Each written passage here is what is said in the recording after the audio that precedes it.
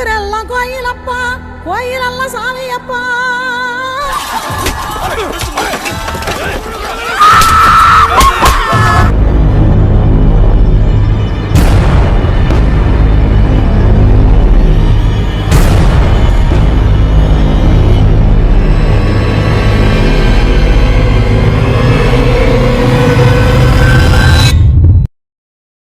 Assalamualaikum di sana. Welcome back to my channel Minus Cinema. Kali ini Bang Minus akan rangkum alur film India yang berjudul Karnan. Film ini menceritakan perjuangan seorang pemuda dan warga desanya yang selalu ditindas, seolah-olah mereka dianaktirikan. Tidak sedikit dari mereka yang dipukuli, bahkan perjuangan mereka berakhir dengan kematian. Desa Podi ini sangatlah miskin, terlihat dari pakaiannya yang hanya menggunakan kain sarung. Sampai-sampai bis pun tak berhenti di desa mereka. Hal ini menyulitkan mereka untuk pergi ke kota dan juga menyulitkan anak-anak mereka untuk pergi sekolah. Bagaimana kisahnya? Intip terus video ini. Di awal film, kita diperlihatkan kepada seorang gadis yang terbaring di jalanan. Di sana terlihat begitu banyak kendaraan yang berlalu lalang, namun tidak ada yang berhenti untuk membantunya. Gadis itu pun meninggal. Di suatu tempat, terlihat warga sedang berkumpul untuk menjalankan tradisi memotong ikan. Sudah 8 tahun tidak ada yang berani melakukan tradisi ini, karena setiap melakukan pemotongan ikan, selalu ada warga yang mati. Tapi kali ini Karnan memberanikan diri memotongnya. Terlihat salah satu warga melempar ikan ke arah Karnan. Karnan pun menebasnya, hingga terpisah kepala dan ekornya. Pedang legenda itu pun diberikan kepada Karnan, karena telah berhasil memotong ikan. Di pagi hari, terlihat pria parubaya yang hendak mengantar putrinya pergi kuliah. Dikarenakan di desa mereka bis tidak pernah berhenti, mereka pun menunggu di desa tetangga, yaitu desa Melur. Di saat mereka duduk santai di halte, tiba-tiba datang 4 orang pemuda yang berasal dari desa Melur. Salah satu dari mereka membuat lukisan yang tak senonoh, sehingga ayah wanita itu marah, seraya mengatakan mereka tidak menghargai putrinya. Mereka pun berkata, pria parubaya itu membawa putrinya untuk dinikmati, hingga terjadilah perkelahian. Di saat pertarungan sedang sengit-sengitnya, Pak Kades Desa Melur datang dan memisahkan mereka. Pria parubaya pun pergi bersama putrinya. Keesokan harinya, terlihat Karnan yang ditemani Yeman mengarahkan gerombolan sapi ke arah pemuda yang mengeroyok pria parubaya. Karnan menghajar mereka satu persatu. Karnan marah karena mereka mengusir gadis desa Podi dan melecehkannya. Scene dialihkan ke balai desa. Di balai desa tampak Pak Kades sedang berkumpul dengan warga. Mereka memarahi Karnan karena Karnan telah memukuli pemuda desa Melur. Mereka beranggapan apa yang dilakukan Karnan hanyalah membuat perpecahan dan bermalukan mereka, serta membuat mereka semakin tertindas. Tiba-tiba seorang pria berdiri, seraya berkata, Karnan tidak mempermalukan kita. Dia menuntut keadilan untuk putri kita. Mereka yang melecehkan putri kita lah yang sebenarnya harus dimarahi. Kita harus memperjuangkan hak kita. Terlihat Pak Kades dan warganya mulai menyetujui gagasan Karnan. Perkumpulan pun dibubarkan. Keesokan harinya, mereka mengajukan permohonan kepada pemerintah agar bis dihentikan di desa mereka. Namun permohonan itu tak membuahkan hasil. Di tempat lain terlihat polisi tengah menghancurkan plang nama desa Podi. Karnan merupakan pemuda pengangguran. Suatu ketika, ia dimarahi ibunya karena kerjaannya hanya tidur. Karena kesian melihat Karnan, kakaknya pun memberikan uang untuk ia seleksi tentara. Berkat kehebatannya, Karnan mampu lolos seleksi pertama.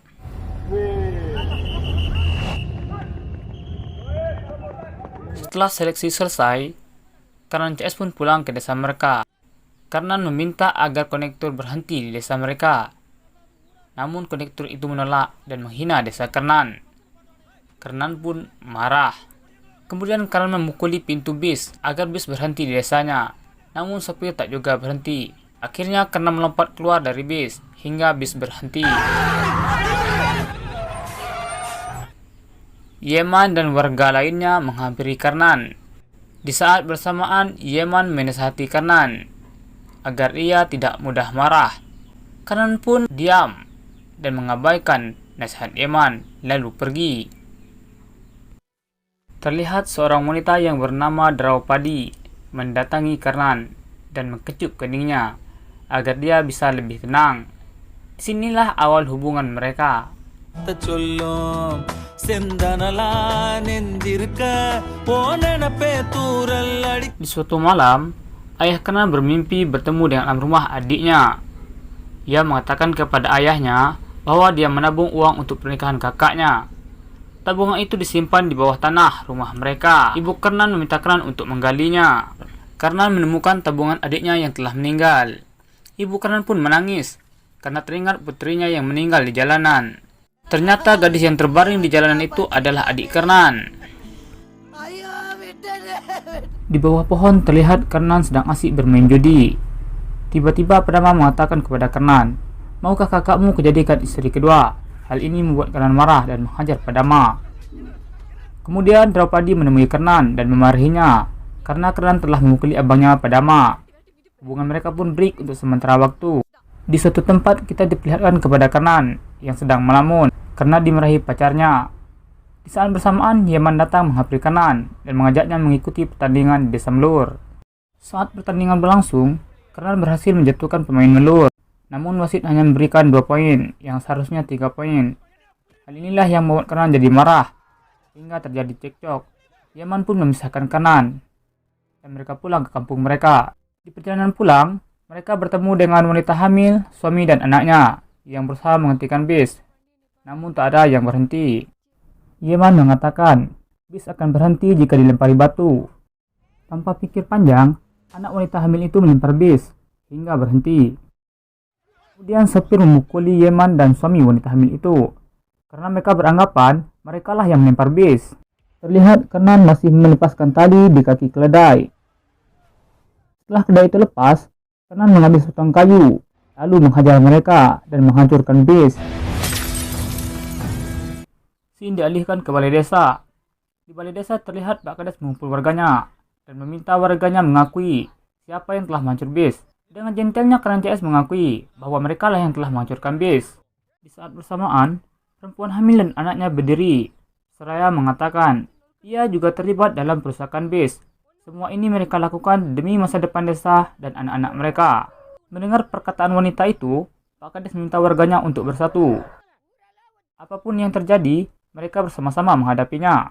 Keesokan harinya, polisi mendatangi desa Podi dan menanyakan siapa yang telah merusak bis. Namun tak ada satupun warga yang mengakui. Hal ini membuat polisi menjadi kesal. Mereka mengancam akan memasukkan seluruh warga ke dalam penjara. Terlihat salah satu warga yang bernama Padama merasa ketakutan dan mengatakan Kenan CS lah yang telah merusak bis. Padama pun memberitahu tempat persembunyian Kenan CS. Terlihat seorang polisi menampar Kenan hingga terjadi keributan. Pemilik bis merasa ketakutan dan meminta kepolisian menghilangkan kasus tersebut. Anggap saja sebagai sebuah kecelakaan. Inspektur polisi meminta pemilik bis bicara langsung dengan warga Podi. Pemilik bis mengatakan ini kesalahan dia karena tidak memberhentikan bis di desa mereka. Dia pun mengatakan jika bis dihentikan di desa mereka, izin bis mereka akan dicabut oleh pemerintahan. Pemilik bis berjanji akan memberhentikan bis di desa mereka 1 kali dalam sehari.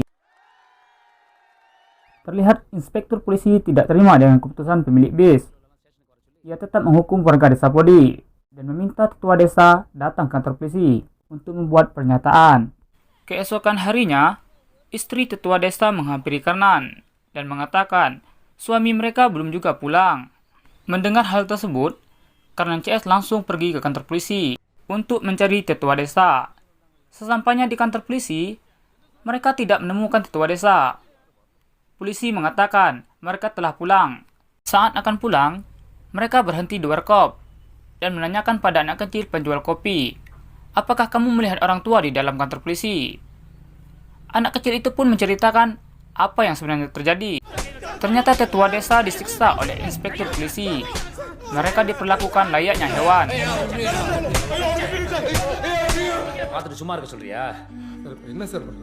Mendengar penjelasan anak kecil itu, Kenan CS berlari ke kantor polisi. Mereka menghajar seluruh polisi yang ada di sana.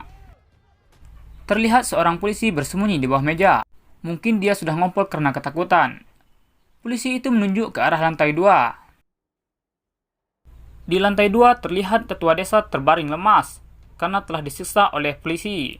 Kernan pun membawa mereka pulang ke desa. Setelah sampai di desa, Kernan meminta mereka bersatu untuk melawan siapapun yang datang menyerang, meskipun yang datang polisi dan tentara. Terlihat warga desa mulai membuat parit dan mengelilingi desa mereka dengan kayu berduri, yang bertujuan untuk menghalangi polisi menyerang desa mereka. Di depan rumah, terlihat Padama sangat lesu. Ia memanggil Kernan dan menceritakan bahwa ia dipukuli oleh polisi. Padama juga mengatakan kemarahan Kernan lah yang telah membuat warga menjadi bersatu. Padama juga meminta Kernan menjaga adiknya Draupadi. Terlihat Yaman dan rekan-rekannya berjaga hingga pagi hari. Tiba-tiba mereka dikejutkan dengan kedatangan seorang pria yang bersepeda. Ternyata pria itu membawa surat kebahagiaan bagi warga Podi, karena Kernan diterima menjadi tentara.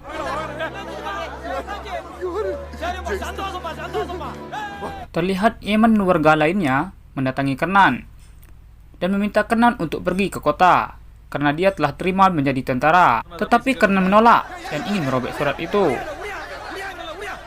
Pak Kades pun menggunakan gombalan mautnya untuk membujuk Kernan dan akhirnya Kernan pun luluh. Kemudian kita diperlihatkan kepada kakak Kernan yang tengah mempersiapkan pakaian Kernan. Dalam keadaan bimbang, Kernan pun pergi. Dia diantar oleh ayahnya. Sepanjang perjalanan Kernan tak tenang karena memikirkan desanya. Setelah Kernan pergi, polisi datang dengan pasukan yang begitu banyak. Polisi merusak rumah mereka dan memukuli mereka tanpa belas kasihan. Kita ditunjukkan kepada Yaman yang telah dilumuri oleh darah. Ia merasa kesal karena tidak bisa menyelamatkan warga dari serangan polisi.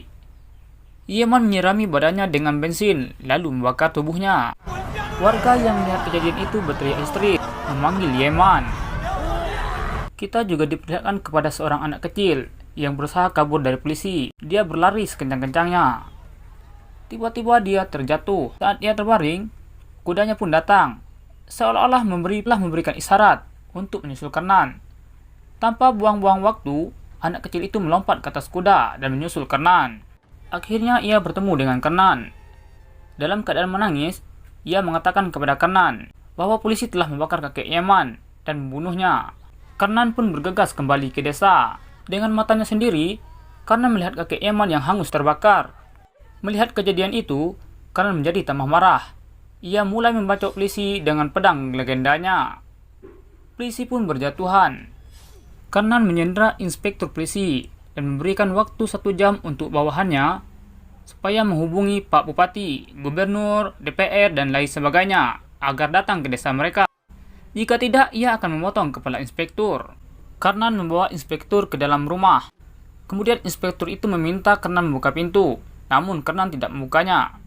Inspektur mengambil pistol dan menembak Kernan.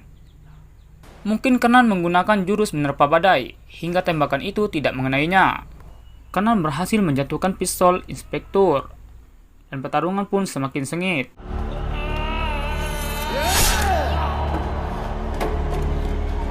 Akhirnya Kernan mampu melumpuhkan inspektur. Dengan sombongnya, inspektur berkata, "Kau tak akan mampu membunuhku. Jika kau ingin selamat, bersujudlah di kakiku." Hal ini membuat Kernan bertambah marah, lalu memenggal kepalanya. Kemudian Kernan dimasukkan ke dalam penjara karena telah membunuh inspektur polisi. Saat di penjara, Kernan selalu disiksa. Setelah beberapa tahun, Kernan pun bebas dan kembali ke desa Podi. Kepulangan Kernan disambut meriah oleh warga. Mereka juga membuat lukisan yang berbentuk wajah Yaman sebagai penghargaan padanya. Mereka pun menari sebagai bentuk rasa syukur karena telah kembalinya Kernan.